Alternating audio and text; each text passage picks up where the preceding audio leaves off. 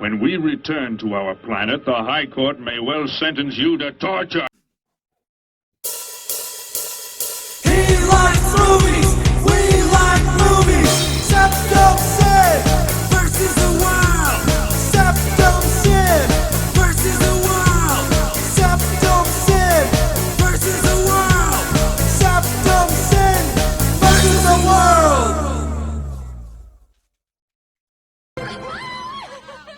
I'd buy that for $1. Greetings, you're watching Septum Sin vs. the World, and we're here to show you what we got. Show me what you got. I want to see what you got. Oh boy. Alright, so what have you got for us today? Well, we went right into it. Okay. Yep. Well, I continue to go through an obscenely large amount of pickups from our local library. They're still doing the buy one, get one, and we have had some crazy donations lately, so I keep telling you, you gotta check that out. But anyway, I am going to start off with again, bear in mind, these are all buy one, get one. $1 is the price. So essentially, these are 50-cent pickups. This is crazy. So first one I got is a Blu-ray of a franchise that I've been collecting here and there. I'd love to convert them all to Blu-ray.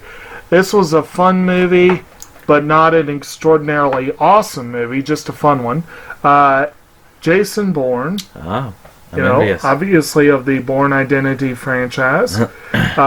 Pretty nice little pickup there. Pretty decent set, some bonus features.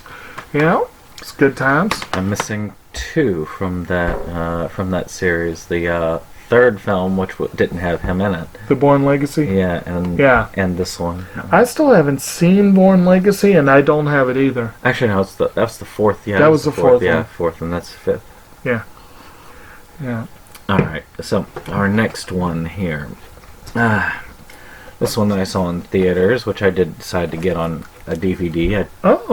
Fireworks, I felt like they overused the computer animation a bit too much. So it's very deeply flawed, but still an enjoyable film. A little bit of that time-traveling mischief here and there.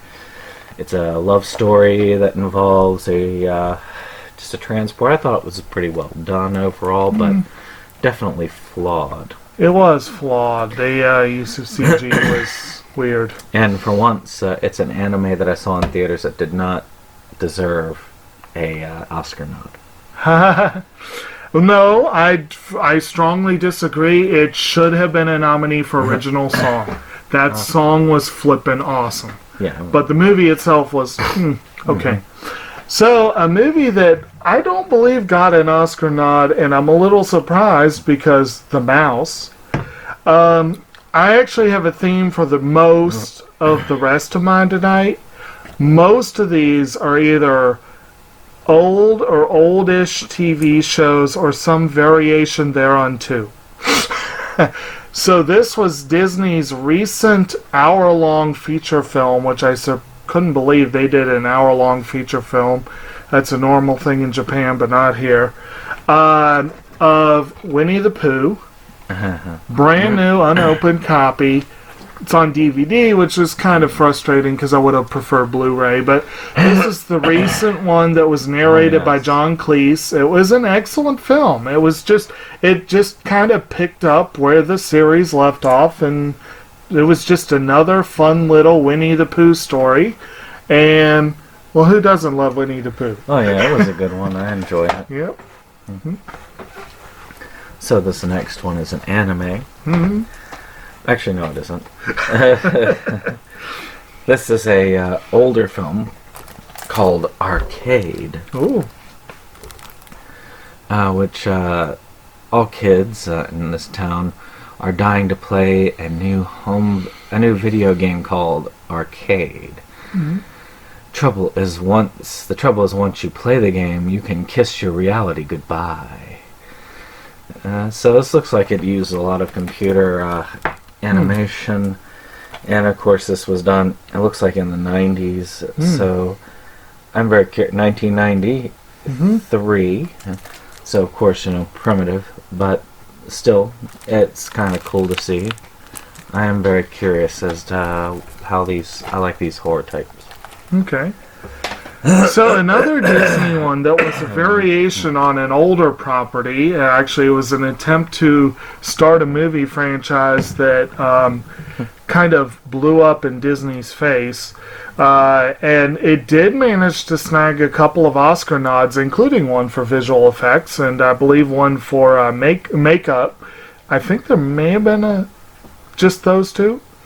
A film that I thought was perfectly entertaining, but definitely got it for a price commensurate with what most people would say it's worth, which is The Lone Ranger. And this is also a brand new unopened copy. So, of course, this was Johnny Depp, Armie Hammer, Helena Bonham Carter, Barry Pepper, directed by Gore Verbinski. It reteamed Depp with his Pirates of the Caribbean director. Disney banked a lot on this, and it was a huge bomb for them. Yeah. But it's still a pretty fun movie. I mean, wasn't this also up for a ton of Razzies? Yeah. Okay, so I got to give a few Razzie nominees. In reality, at the start of the decline, I looked at for Johnny Depp because he was still riding high when he did that one. I'm not sure that started the decline, but it was definitely part of it. It was definitely the first obvious blow, I would say. So this one is an anime. And that is, gosh, what do they call this? Dagashi Kashi Part 2, or Season 2, Okay. which follows the snack-loving girl and the guy who she's trying to convince to run a convenience store. And as to the power of snack food. I still want to see that. I need to see more of this. I saw a couple of the first episodes, and I've got the series. I need to just go and dive in. Good deal. Alright, next one up is one that many people will view as a classic little film. This is a TV special that we all know and love that we gotta watch this time of year. That amazingly I don't think I had in my collection. And that is, It's the Great Pumpkin, Charlie Brown. Very good. This comes also with another story featuring the gang called It's Magic, Charlie Brown. And there's a little featurette on there as well. This and the Christmas one are arguably the two essential Charlie Brown specials, so I now have those at least. So I've got them all in my little collection. Right. I was going to say, I wouldn't mind one day trading these out for a collection, but for now, you know, not a bad one to get. So my next one is a classic. I also got from the Disney Movie Club. Nice. For $1. Really? Yep. Wow. And that is Arachnophobia. This scared me when I watched it the first time. Yeah. Scared many people of spiders afterwards, probably unrightfully so, but those were some nasty spiders. Yep, they were. So I need to watch this again. I've heard it's really, really creepy to watch, and I remember it being creepy, so I will try it again later on. You should have put that forward for the movie score. Maybe one day. Maybe one day. That'd be right in their wheelhouse, I would think. Definitely. Yeah, so, at any rate, horror movie. Okay, so, next up, this was a really cool pickup, and I was excited about this. I would like it if one day they would do a more comprehensive collection. Probably would cost an arm and a leg, but it would be for the movie collector in me, you know. But even for now, these are cool-looking sets that cover a lot of ground. I got these two Looney Tunes collections. This is the Looney Tunes Spotlight collection with 30 classic cartoons. And this one is called Looney Tunes Premiere Collection with 28 classic cartoons. Again, these are cool-looking little sets. And, you know, the Looney Tunes, it really is hard to figure out how they should be released, because a lot of these were just individual cartoons that were, like, played before movies or that sort of thing. And I think they did have some short-lived TV shows, but it's really hard to figure out. But I'm looking forward to looking at this. You know, I grew up on the Looney Tunes. They're kind of a big part of my youth, and should be fun to revisit. Well, my next one is an anime from the Sentai sales, Oh, I want to see that one. which is the comic artist and his assistants. Mm-hmm. Kind of looks like a harem series, but I'm sure it is. it looks interesting as far as it gets into manga writing and stuff like that, so I am curious about it. All right, next up I think you have at least one of these sets, maybe both of them. But I actually got a couple of sets that covered a lot of bases for me all at once, and I'll present them together because Christmas. And this is the original Christmas classics, which has Rudolph the Red-Nosed Reindeer, Frosty the Snowman, Santa Claus is Coming to Town, Little Drummer Boy, Mr. Magoo's Christmas Carol, Cricket on the Hearth, and Frosty Returns.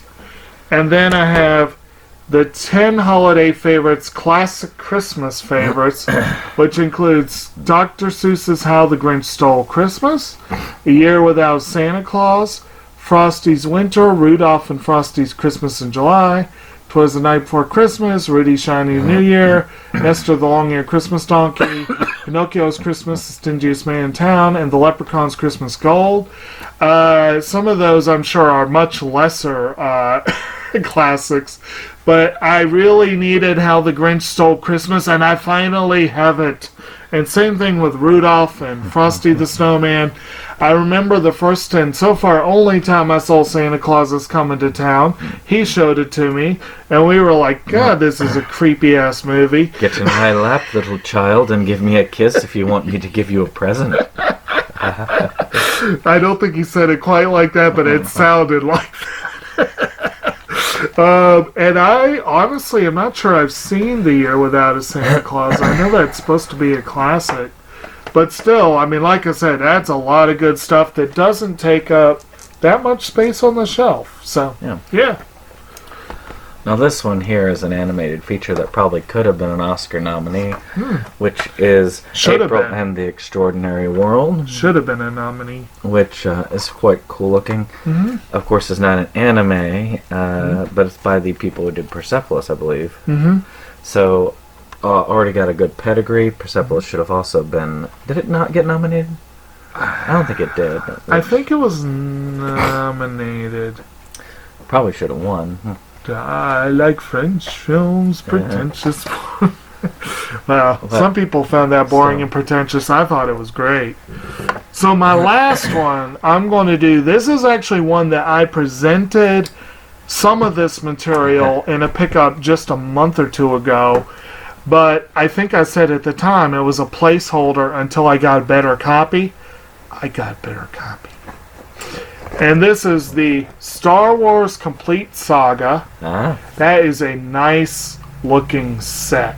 That is a nice little set. And you open it up, it's one of those ones that's like a book that opens, you know, which is really cool. I don't like the sleeves, though. I don't know. I like the setup, though. And to be honest, I'm not going to be watching this enough for it to get too messed up. But it's The Phantom Menace, Attack of the Clones, Revenge of the Sith, and the good ones. A New Hope, Empire Strikes Back, Return of the Jedi. And then you have Bonus Disc 1, Bonus Disc 2, Bonus Disc 3, and a booklet. So this is a pretty impressive little collection. And you can look at the impressive little price they had for it used. I got it for a whole lot less than that. I am excited. I'm not a huge Star Wars fan, but I saw this and I was like, yep. Well, speaking of movie collections, I end mine on a movie trilogy in a steelbook, which is the Code Geass Nice. movie trilogy, which Steelbook. basically is the condensed story of the Code Geass series. Ish. So compliments my last week showing of Akito the gosh, what was it? Akito the Exile? Yes. Oh, okay. Of course, there's supposed to be something new on the horizon for that. I can't remember what though. So with this one, I recently read a review about these movies, and it's a mixed bag. The first two condense and retell the series, but they make significant changes to make the third movie possible. The third movie is a sequel that would not have been possible given the first series.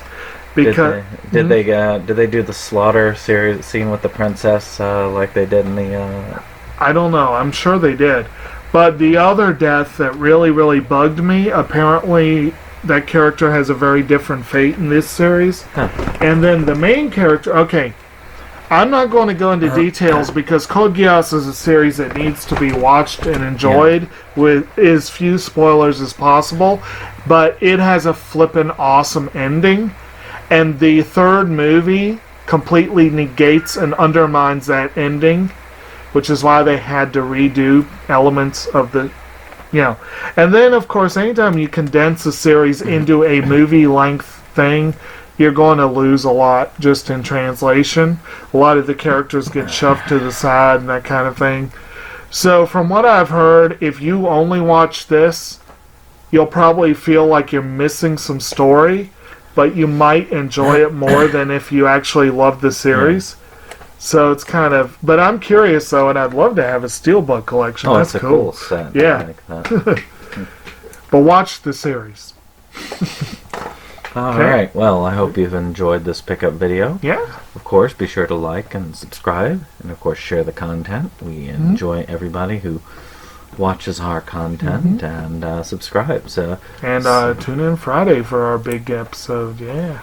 So we'll see you on the next one.